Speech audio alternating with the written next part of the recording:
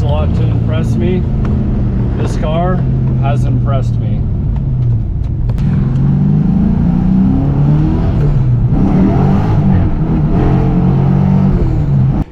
Eeny, meeny, miny, mo, catch a Foxbody by the tailpipe. If I grab it, don't let it go.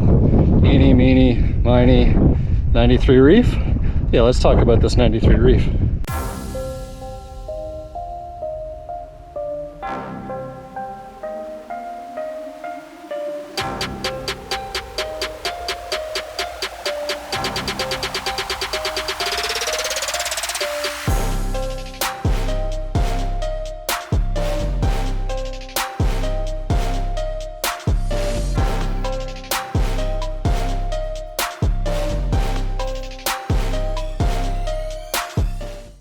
What's up guys, and welcome back to the infamous project. Today is going to be a special feature video of this 1993 Reef Blue coupe that you can see sitting behind me. Now if you've been following me on social media, I have leaked a few pictures of this car out there. A couple questions asking if you guys thought that it was stock or if it was not. And well, if you guys have been following me on Instagram, you would have seen that this thing is far from stock indeed. It's so far from stock, man. The build sheet and the lists of mods that have been done to this thing are pretty damn impressive. So first things first, I have to say that not too many Foxbodies surprise me and exceed my expectations when they get delivered, because this car was bought sight unseen, like many of the ones out there that I've bought as of recent, and this guy is no exception. He was fairly local, Texas car, and you know, the individual on the phone who reached out to me watched some of my YouTube videos. I think he watched the one on GTs, or kind of the next up and coming Fox, and he had mentioned, hey, you say you buy cars, I've got this 93 Reef. Actually, he didn't even say that it was Reef. He just said, I have a 93 Mustang and I might be willing to sell it. He was an older gentleman.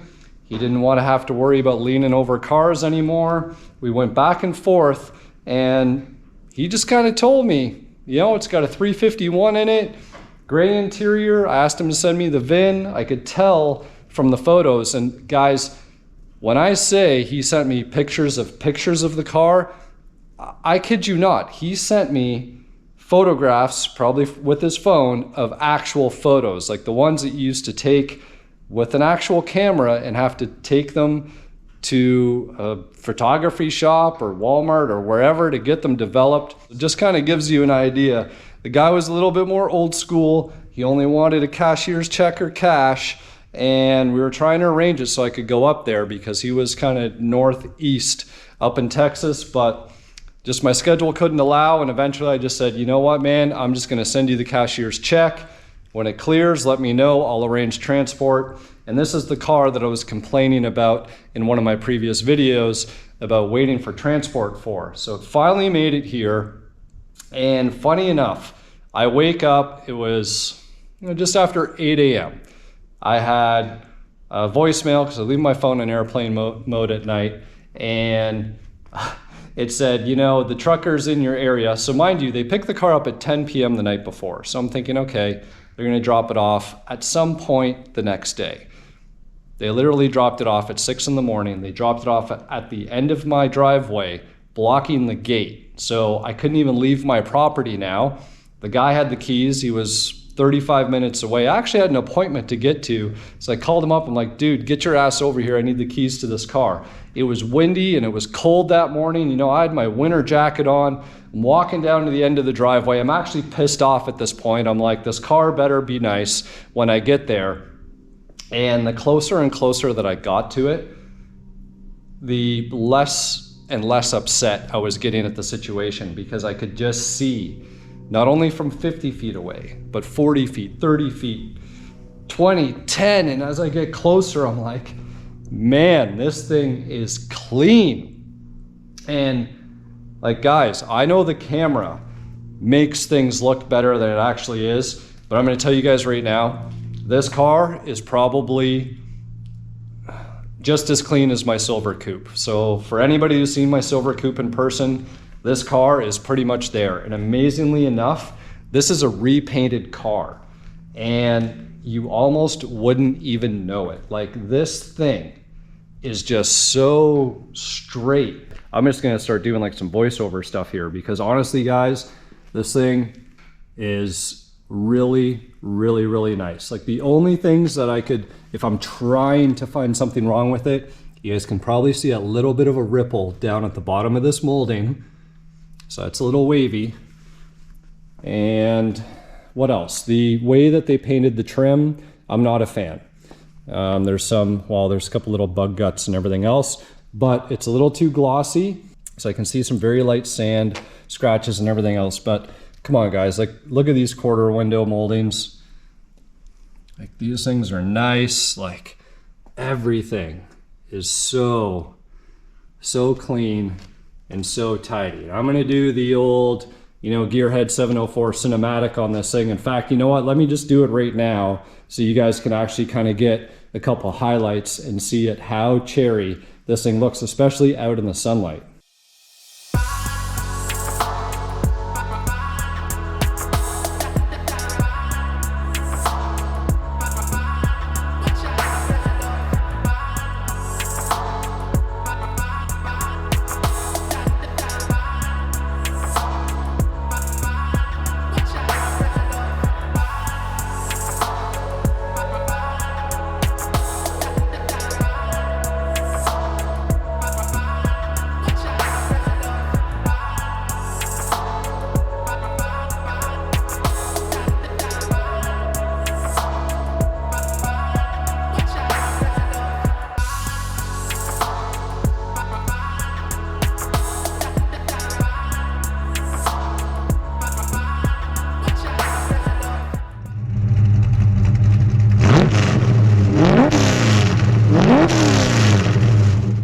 So going through all the paperwork actually, let's rewind. There's honestly so much there's so much money put into this car, and there's so much information about this car. I'm actually kind of like stumbling over my words because I'm trying to like rhyme it off and freestyle it in a good chronological way based on the chain of events that happened. So obviously I saw the car and I wanted to see if the car was unlocked when it was sitting down at the end of my driveway. It wasn't. It was locked up, so there was no getting in, there was no pushing it, moving it. He raced over, he gave me the keys, I fired it up, and I go to put it into reverse, and the first thing that I notice is a big white Hurst shift knob where R is top right. And I look down and I'm like, is this a T56? Sure enough, there's a T56 transmission in this thing. So I move the car out of the way, get onto my appointment, come back, it's still freezing ass cold, move the car closer up to the garage. I took a couple photos, I played some musical cars. The weather wasn't supposed to get any better, so I did some musical cars. Matt, I'm sorry, I kicked the 4i outside because honestly, I'm filled here. I need a couple 4-posts stacked in the back there so I can make some extra room. I've moved everything out today because it's been so windy, I needed to do some painting, so that's why some things are covered up in plastic and everything else. But anyways, getting back to the car. Inside, and there's still a box inside here. There's some boxes of goods and stocked parts and the center console armrest, all those little tidbits. But most importantly, there was an envelope like this thick, full of everything about the car. So believe it or not, this car, 110,000 miles on the body, but everything that's been done to the car happened when I correlate the receipts with the Carfax report at around 91,000 miles. So this car hasn't even seen 20,000 miles on this complete build. And it looked like, going back into time, that the car actually had the classic 90s mods. It had GT40 tubulars, it had a Vortec S trim, it had, just those kind of really nice, tasteful mods from back in the day. And that original owner then decided, and maybe he blew the motor up, who knows, I don't know the story, he completely redid it. So that's when I saw that the 351 is a 351, but with the 408 stroker kit in it. So there you go. Just things like that, and the T56, and I see the Willwood brakes, you know, sort of hiding behind those stock ponies back there. And the list of the mods just goes on and on and on. And you know what? I might as well just go ahead and pop the hood for you guys. So I don't know who the genius is that did this, but they actually mounted the prop rod clip this way. And let me tell you, it works and it's not broken, it's functional. So, you know, you don't have to worry about trying to bend it and put pressure on the rod against the radiator bracket here and end up breaking your clip. This actually works well. So if you guys have a clip or you're gonna buy a clip, mount it this way. You'll be very surprised. So welcome to the engine bay, guys.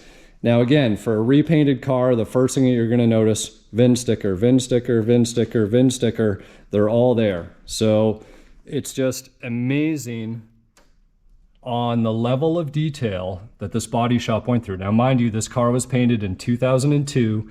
It was an $8,000 paint job according to the receipt. Whether that's what was actually paid, I couldn't tell you, but an $8,000 paint job in 2008, in my opinion, is probably a $20,000 paint job now. So when you look at the level of detail, the whole underside of the hood, all this has been sprayed. Look at how nice that this piece is. I feel like that might not be the original one. However, it's got the horse in there, everything looks the part, and again, clean, clean, clean.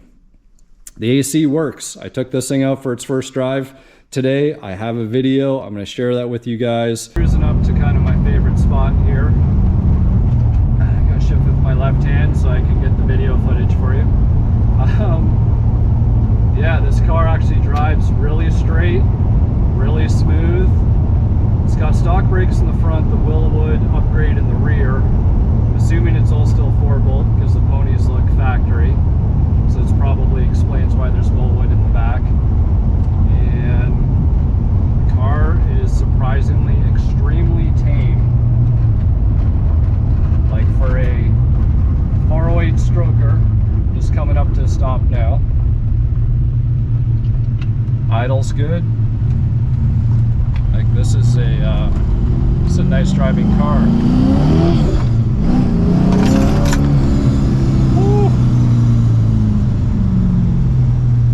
This thing has got some power, guys.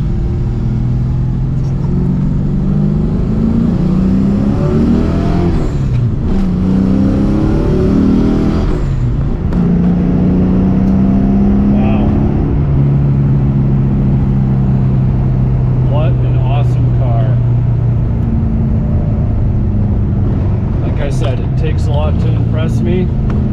This car has impressed me.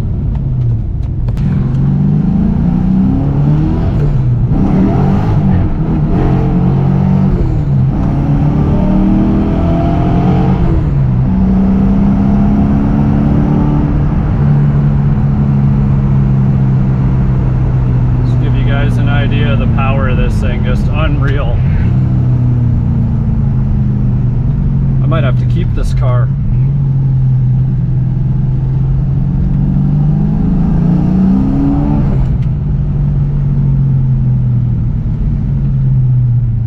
Goddamn, guys, I gotta say, I don't think I've ever felt all motor power in a Fox like this before. I've had a lot of Fox bodies, as you guys know. You know, I like to go fast, but not really about having full-blown race cars and trying to race quarter miles or any of that stuff.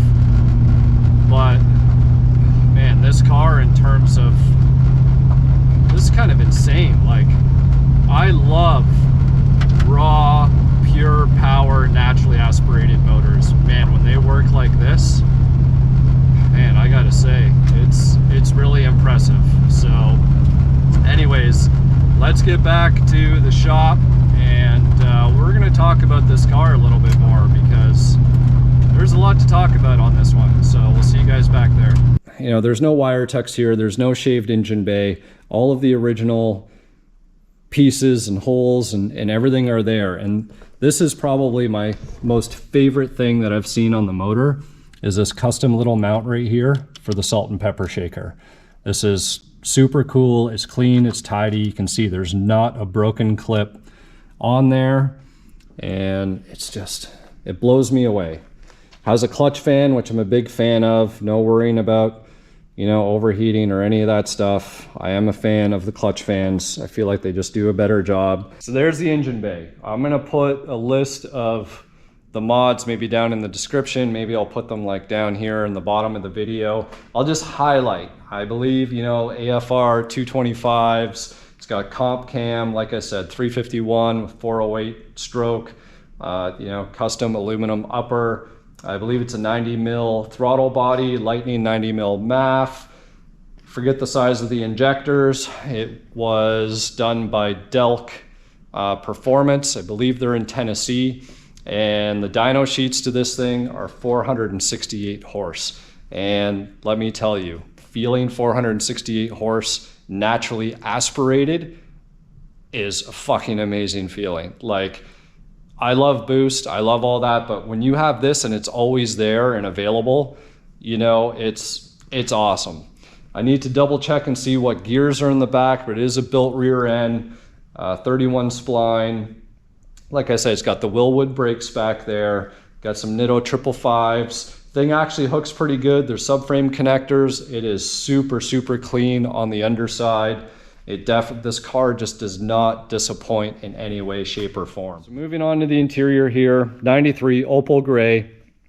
Clearly somebody has stitched on some new map pockets and put 3 buttons, which really isn't a horrible idea, but the shade is slightly off, and well, these are the least of my worries. Then you see the seats.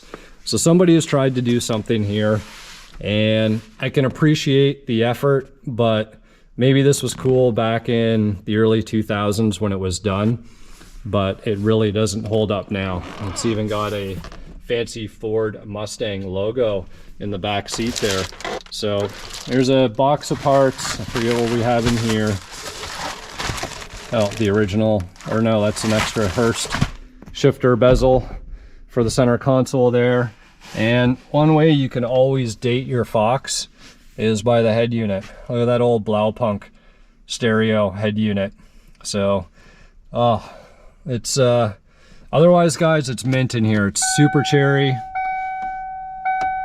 So you go 10,500, so that's rolled over. I got a fuel gauge here and an AFR gauge. So this AFR gauge is most likely from when the car was boosted back in the day.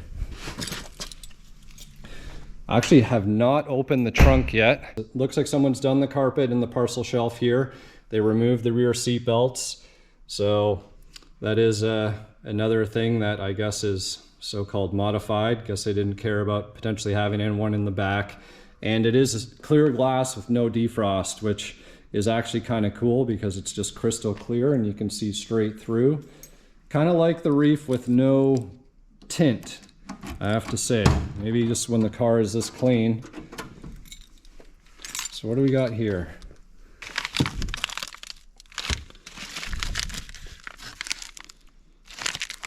We have a piece of trim.